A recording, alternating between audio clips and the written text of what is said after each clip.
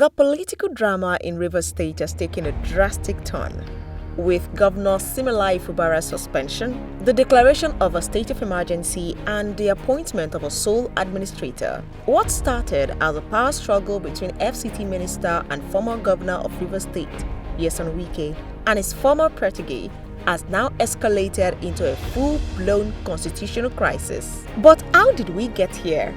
And what does this mean for Rivers, its people, and Nigerian politics?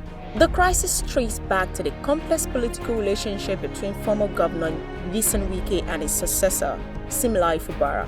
While Wike was instrumental in Fubara's rise to power, many believed that he intended to retain control over the state's political affairs. However, tensions grew as Fubara began asserting his independence, challenging Wike's influence.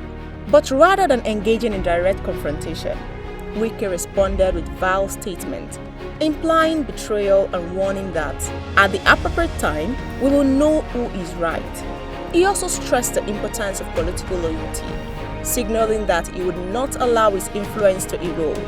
And even as the tensions escalated, he continued to downplay the conflict, dismissing it as an internal party issue. Yet, these tensions quickly boiled over, leading to dramatic escalations in Rivers State politics. In October 2023, impeachment proceedings against Fubara triggered chaos at the State House of Assembly, where security forces used water cannons on protesters. While Wike was widely accused of orchestrating the impeachment attempt, he never took direct responsibility, instead continuing to dismiss the crisis as an internal issue.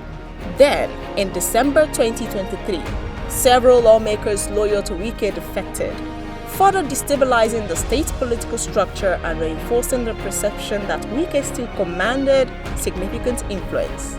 And just days later, on December 13th, Fubara took a shocking step by ordering the demolition of the Rivers State House of Assembly complex. This action paralyzed the legislative arm of government, leaving the state without a functional lawmaking body. But beyond the political crisis, Rivers State also faced significant legal and financial crisis. On February 28, 2025, the Supreme Court upheld the ruling barring the Central Bank of Nigeria (CBN) and the Accountant General of the Federation from releasing Rivers State monthly allocations, a decision that significantly affected governance. In addition, the court nullified the local government elections conducted on October 5, 2024, further complicating the political landscape. In response, Fubara pledged to comply with the ruling and sought to de-escalate tensions by inviting lawmakers for a meeting.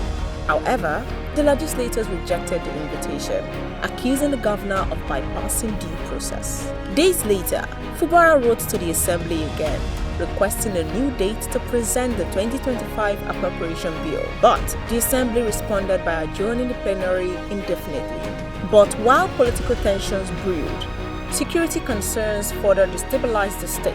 Earlier on Tuesday, an explosion occurred at a section of the Trans-Niger Pipeline (TNC) in Bodo Community, Gokana local government area. So, with governance paralyzed and security threats mounting, President Bola Tinubu invoked Section 305 of the 1999 Constitution, which allows a state of emergency in cases of national danger, disaster, or terrorism. As a result, Governor Fubara, Deputy Governor Ngozi Odu, and all members of the State House of Assembly were suspended for 6 months. Meanwhile, President Tinubu appointed Vice Admiral Ibok Ikwe Ibas, retired, as the sole administrator of the state, granting him full control over governance during the emergency period. However, the judiciary remains unaffected, ensuring courts and legal institutions continue to function independently. Yet, as expected, the declaration has triggered intense criticism from various political figures and activists. Former Vice President Atiku Abubakar condemned the move, calling it political manipulation and accusing Tinubu of interfering in state affairs for partisan reasons. Similarly, rapper and activist Fowles, amongst others, criticized the decision, arguing that removing an elected governor in this manner is unconstitutional. And across the political landscape, many believe that Wike is at the center of it all. given his long-standing influence in Rivers State and his current position as the Minister of the Federal Capital Territory (FCT). One thing is certain, this political drama is far from over. Stay with us for more updates. Join the conversation on our social media platforms at Guardian Nigeria and website guardian.ng. Share your thoughts using #RiverStateCrisis. Let's break this down together. Until next time.